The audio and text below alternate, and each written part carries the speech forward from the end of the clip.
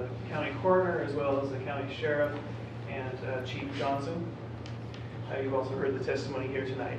Just to recap, again, this ordinance would only prohibit the sale, not the possession, of kratom to people in the city of Idaho Falls.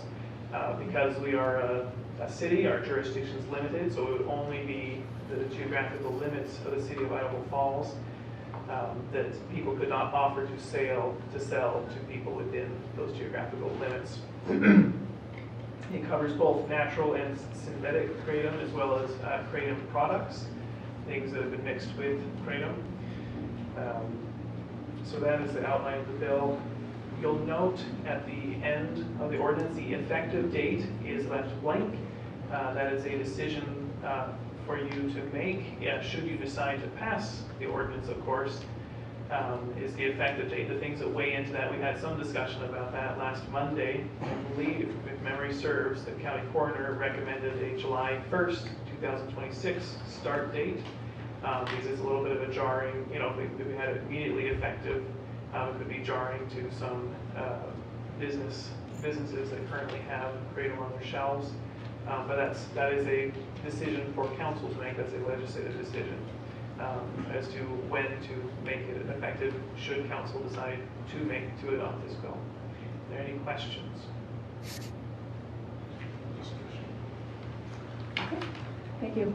Yes, you might. We will have discussion, and so if we have to invite you back, we will.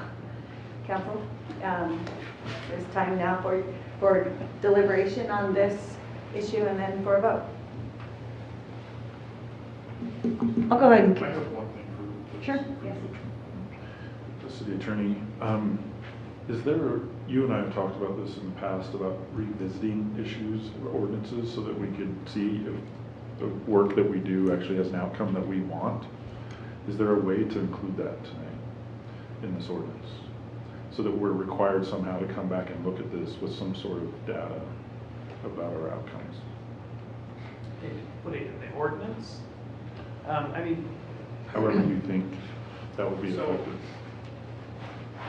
If you wanted to force a future council to revisit it, you could put a clause in that this is only effective from these dates to these dates, which would force council to meet again before if council wanted to continue the ban, should it be placed in effect. That would be one very effective way to make sure that council revisited it. You could put a precatory request to a future council saying council shall revisit this in so many years.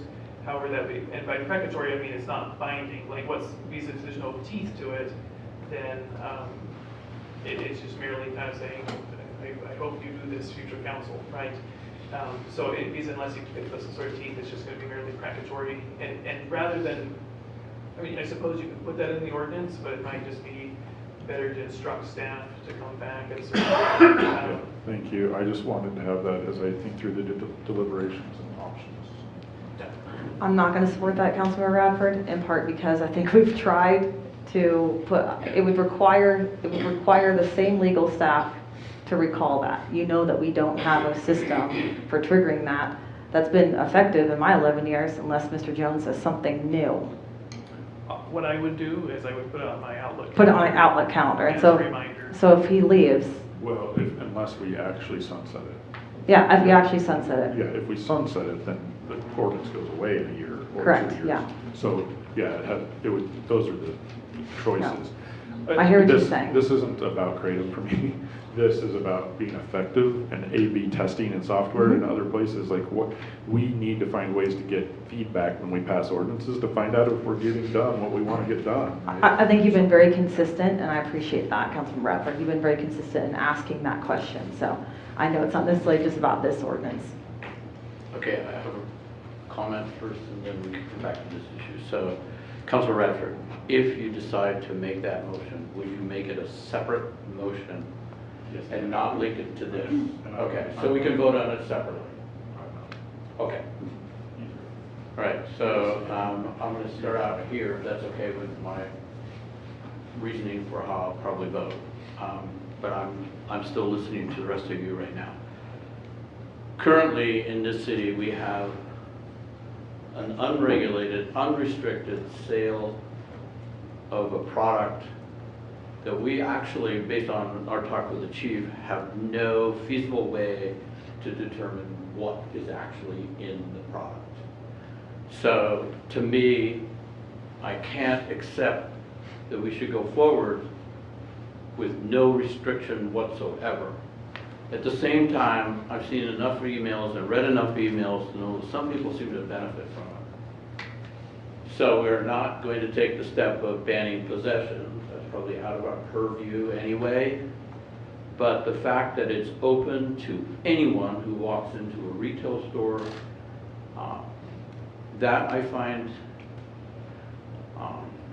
probably not acceptable in Idaho Falls. And the second thing is, this has come to us from, originally, basically, it was a health statement by the coroner, which is, this is like the person who's dealing with it directly. And in our packets, we read about the autopsies, we read about that, and we have all read many, many emails, including all that were in the packet today, regarding the multi views of it.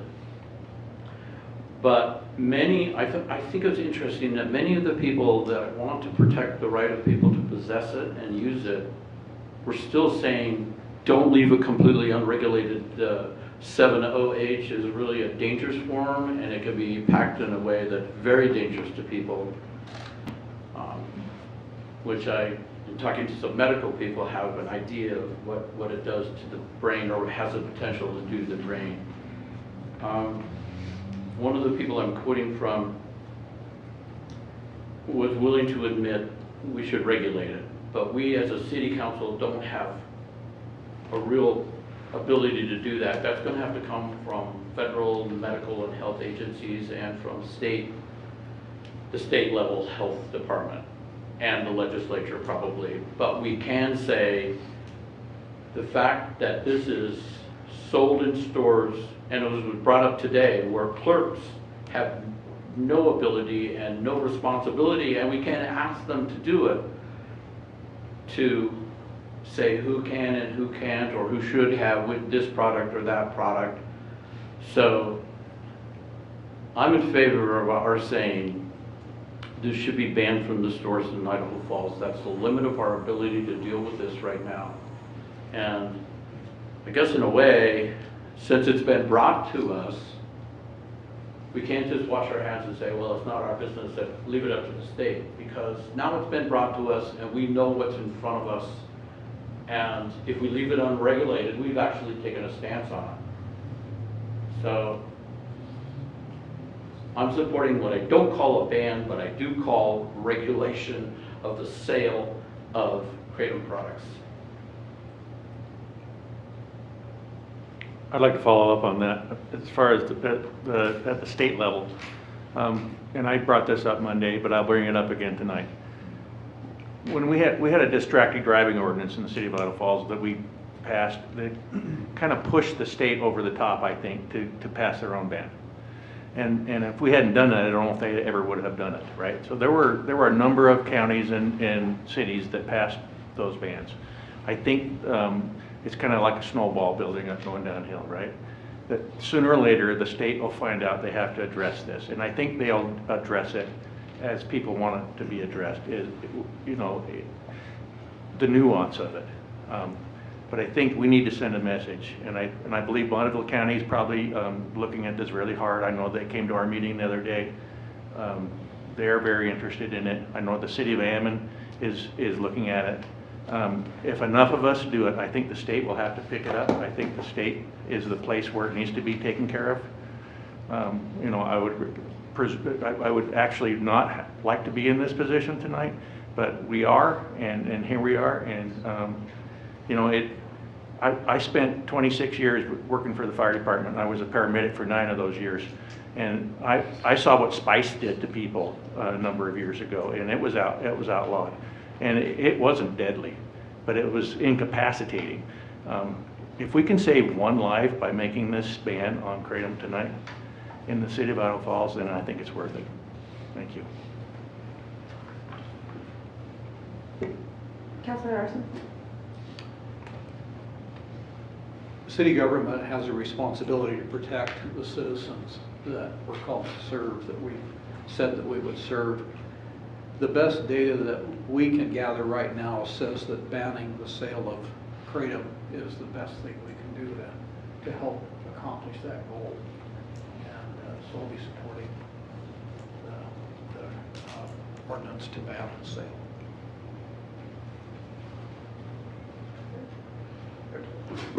Ready for a motion, or? I don't have a lot to add. I'll just add this so that you can go last. But the reason I brought up the whole question about having some sort of sunset clause is because the reason I'm supporting this tonight is because we don't have the resources to do the nuanced approach of regulation.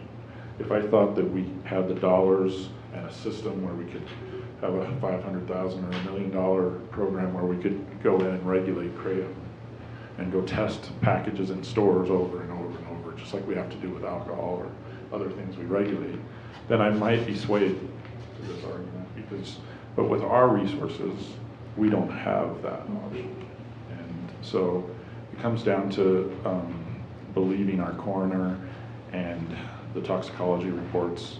And I think we have to do this tonight, but I think we also need to watch and do what Councilor Freeman said. And as the state starts to get this nuance right, come back and revisit this, because there will be a time where there'll be tests that are openly available. You have ways to regulate so that whole leaf kratom could be used for people who actually have it.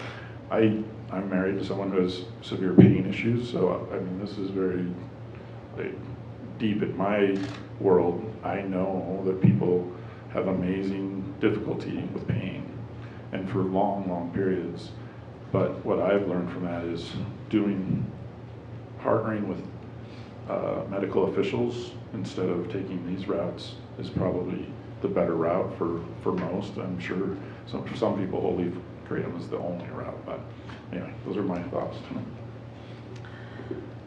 So I brought this issue forward after the coroner did alert us about the alarming number of deaths and injuries associated with both natural and synthetic kratom products. And it's something that we're also seeing across the country. If you look at the rate of poison control calls just related to kratom, it's a fascinating statistic. Yet there are very few safeguards in place to protect consumers, including the people that we serve. And so, as has been stated, there's no statewide framework governing the sale of kratom in Idaho, including things like age restrictions, product standards, labeling requirements, or any oversight of where these products can be sold. And as a result, products that we know can be fatal are being sold in convenience stores, including locations very near our schools. While some have suggested regulating kratom rather than prohibiting it, the reality is that the city of Idaho Falls is really not the ideal vehicle for effectively overseeing product ingredients and potency and contamination risks, packaging standards, labeling accuracies, retailer compliance, all the things to ensure that products are safe and that sales clerks are consistently verifying identification and all the things that require a level of regulatory oversight that is more appropriately handled at the state or federal level. And I think until such a framework exists, local governments have a limited ability to protect consumers and prevent youth access to these products, and a ban on the sale of a product is one of the only tools that we can execute. With that, I'll say that I appreciate Representative Bingo's testimony and her support at the state level. I listened to the testimony this evening. I read the emails of those who believe that kratom has allowed them to live a normal life. Like Councilor Radford, my spouse also has chronic pain and chronic illness, and I can very much relate to the story of being in so much pain that you can't tie your shoes. My husband deals with that nearly every day. And I can say that, you know, I appreciate the personal stories that we've heard. I know that those are sometimes very hard to hear and hard to deliver, more importantly. So I do respect the individuals that have shared those. They have, however, been almost exclusively from those who live outside of Idaho Falls. I do believe that Idaho Falls has an opportunity to be proactive and data-driven. Those are adjectives that I'm not just throwing around, right? Those are things that we as a council have stated are important to us. And when we identify gaps in public safety protections, I think we have a responsibility to evaluate whether a local action is warranted.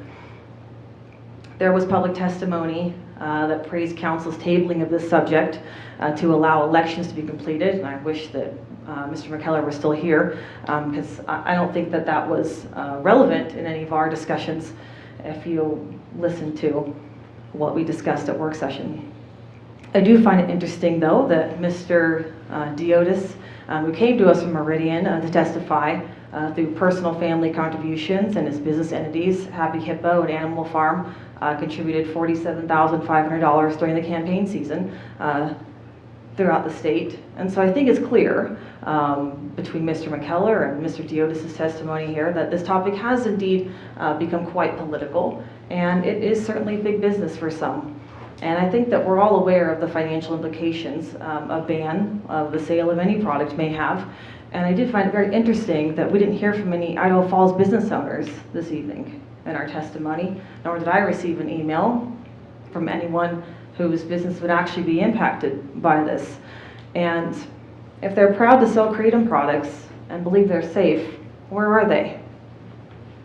Or did they not want to be confronted by the family members of those that we've lost due to Kratom, or perhaps the testimony from the coroner? Where are they? I recognize that Kratom will continue to be sold online in other cities and counties, but this ordinance makes it clear where our community stands on this drug. And if our ordinance saves one life, as Councilmember Freeman said, or serves as a tool and a change agent for educating our community, I believe this ordinance is therefore appropriate. So with that, I'm going to move to adopt the ordinance, adding a new section 13 to Title 5, Chapter 4 of the City Code to ban the sale of Kratom within city limits, under a suspension of the rules requiring 3 complete and separate readings, establish an effective date of July 1st, 2026, and request it be read by title and published by summary. Second. Dingman? Yes. Francis? Aye. Freeman? Yes. Larson? Yes. Radford? Aye.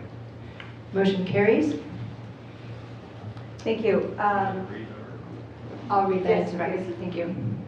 An ordinance of the City of Idaho Falls, Idaho, a municipal corporation of the State of Idaho, amending Title 5, Chapter 4 to add a new section prohibiting the sale of Kratom within the City of Idaho Falls and provide penalties for violations, codification, publication by summary, and establishing effective date.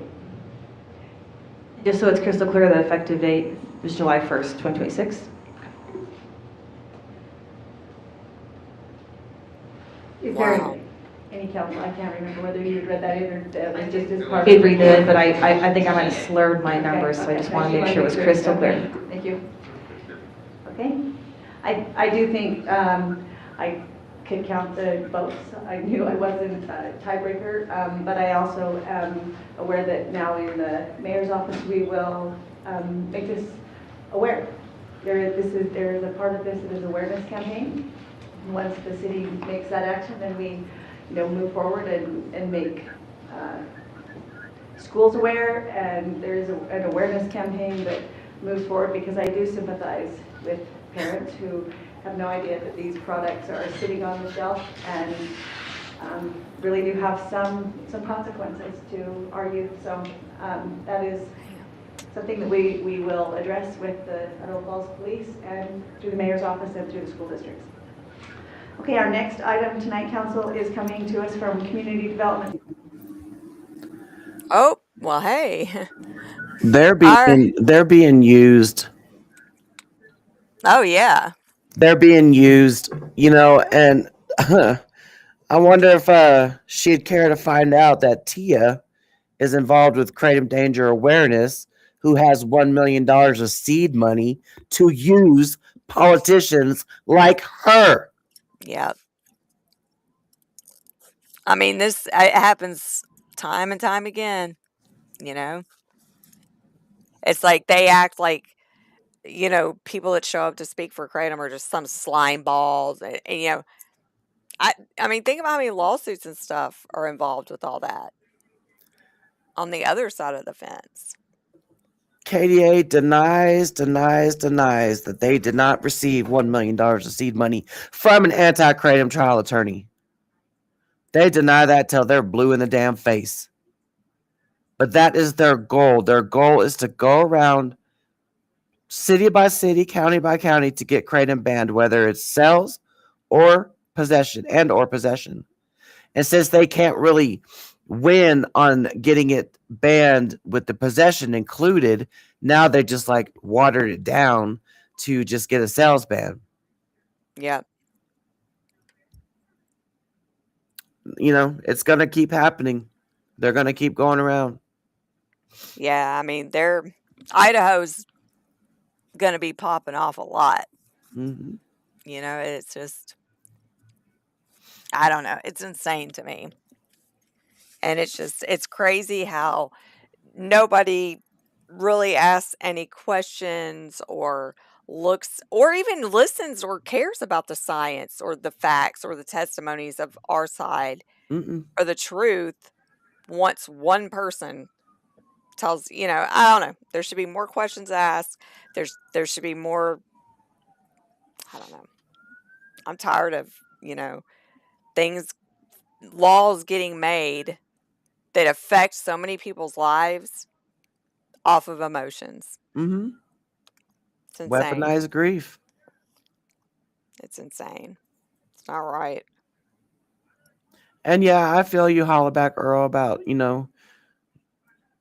starting to get pissed. Welcome to the club.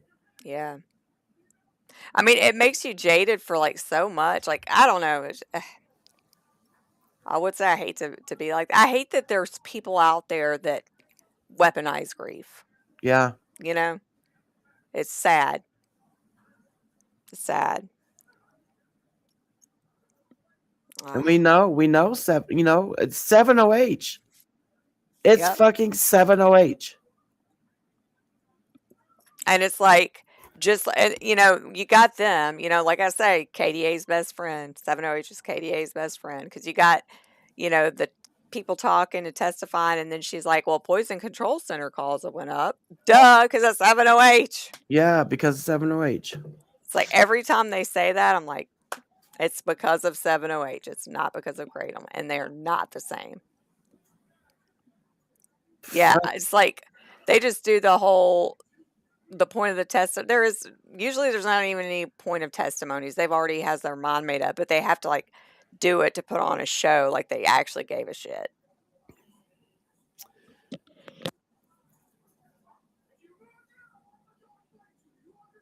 I can't even see the profile pics. Are they up there? I can barely see it. Oh. Or are you talking about the gavel and the Lady Justice chick?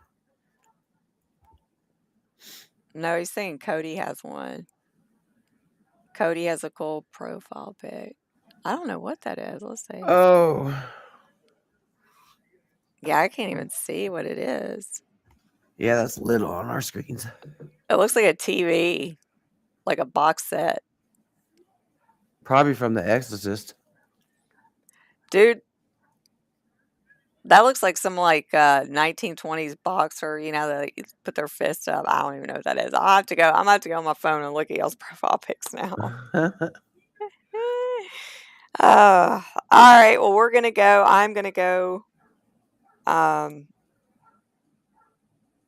do the fire pit with my son since, I have Kratom. Yeah. I'm going to enjoy my life. It's so sad. She was mad, though. Oh, okay. Oh. Wow. Is it? I can't even tell. Oh. Okay, well, y'all have a great night. I just came back from DC at midnight last night. And, you need to get your ass some rest, man. Oh my goodness. It was just walking and walking and walking and walking and walking. And then I'm getting sick. I'm sick on top of that. It started off where I thought I was just losing my voice because I was talking so much. And I am. I'm gonna join And you my know little what? At Friday. each one of those not hearings, at each one of those meetings that I went to in DC, I said, we are begging you for regulations. Yeah. We want regulations. Yeah, she was snarky. She was like, "Oh, Hmm. you know, not one person from, Idaho Falls is here. Are they, I don't know, Where are they? ashamed of selling kratom? They don't want to face the family members. They don't want to. It's like, come on, dude. It's not that serious. Like, I don't know, but yeah, she was probably heavily involved with, you know, Oh, hearing she is. their side of the story, because that's usually how it goes, just like it did in Tennessee. It just takes one rep, they befriend them, and that person promises they're going to get it passed. So, Let and me then they go become, read. Let me go find her autopsy that Dr. Heidi did in DC that I just witnessed. yeah, I hate that we didn't get to see the slides. I know. Right here. So, her official cause of death was acute mitragynine intoxication, manner to be determined. Substances at scene not tested was trazodone, cyclobenzaprine, methocarbamol, found at scene omitted from the toxicology panel. Then she has sertraline, 690 nanograms per milliliter, above therapeutic range. Stomach contained no plant material. Hmm. Let me repeat that.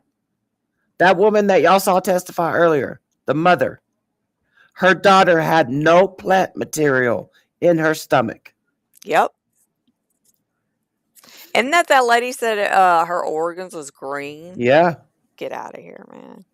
Yep. Dude, the found on scene kills me. Mm-hmm. Or, oh, well, a family member told us that he was taking kratom, and they just literally stop everything. Yeah. Well, no more. We're just going to determine that. Just, throw the hands up in the air and be like, this is a mitragynine death. That's why I'm going to rule it. Now I'm going to go out to dinner. Get off my back. Yep. Lazy ass. It's like, dude, after what happened with the whole COVID thing and people like dying of, I don't know, suicide or, car wrecks and them listing it as a COVID death, like for people to still trust all that, to not even think, even think about it, Yeah. like, I don't know. It's not right. So messed up. All right. Well, y'all have a good evening. Yep. And we'll see y'all next time. Yep. Next time. Next hearing. This is Advocacy